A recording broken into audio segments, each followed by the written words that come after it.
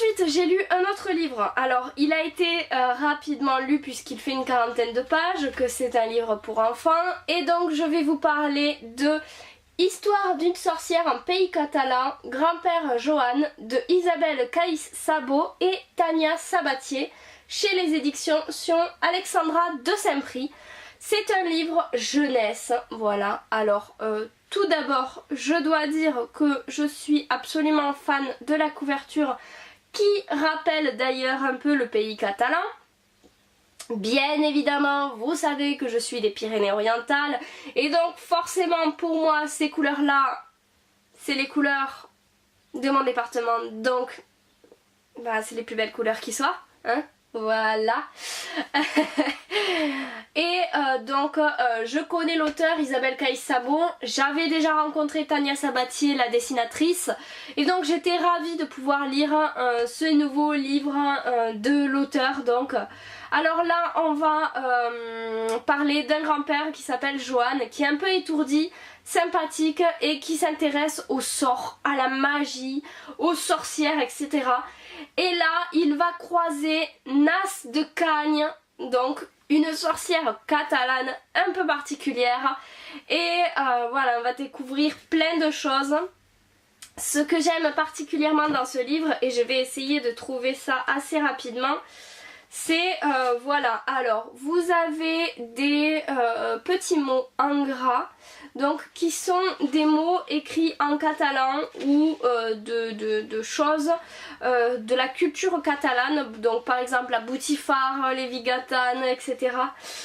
Pour ceux qui connaissent pas forcément le pays catalan, vous devez vous dire mais qu'est-ce qu'elle dit, mais c'est pas grave, je vais vous laisser dans le suspense. Si vous avez envie de savoir, vous n'avez qu'à acheter ce petit livre et après il y a un lexique à la fin et tout vous est expliqué. Voilà, vous avez la boutifarre, maniaque, mare de Déu, nas de Cagne, nin, nin, pobreta, sardane, la tramontane, les vigatanes, etc. Enfin bref, voilà, c'est tout un vocabulaire utilisé dans le pays catalan assez couramment, je dois dire, et j'ai trouvé ça super intéressant pour les enfants. Non seulement c'est une histoire sur la base de sorcières, d'un grand-père, etc. qui est assez attachant, mais en plus vous avez ce côté culture catalane. Alors même si vous n'êtes pas des Pyrénées-Orientales, franchement ça vaut le coup de l'acheter pour vos enfants, etc. et pour découvrir aussi en quelque sorte une autre culture.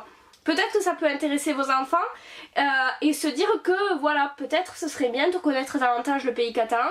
Et j'imagine que ça doit se faire dans d'autres départements donc de France. Pourquoi pas découvrir eh bien, ce genre de la culture à travers des petits livres comme ça. Donc ça se lit très très bien, franchement c'est écrit assez gros quand même, hein.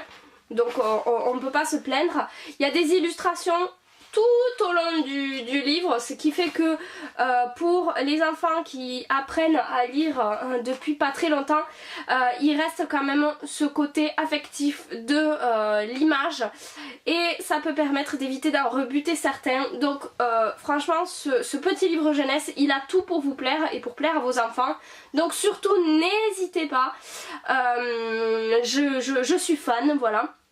Et je crois que c'est pour moi un coup de cœur jeunesse. Voilà, je lis rarement des petits romans jeunesse, mais alors celui-là, je dois dire que si Isabelle Caïs Sabot écrit un autre petit livre à la suite, je suis partante, je prends direct, je suis fan, voilà. Donc encore une fois, merci à Bénédicte Vidor-Pierre pour l'envoi de son livre. Et merci aux éditions Alexandra de Saint-Prix de m'avoir fait découvrir le nouveau livre de Isabelle Caïs Sabot et donc de Tania Sabatier. Voilà, deux livres qui sont totalement différents, mais vous pourrez vous retrouver donc et trouver votre bonheur. Voilà. Sur ce, je vous souhaite de bonnes lectures, une bonne journée et une bonne soirée et je vous dis à la prochaine. Bye bye.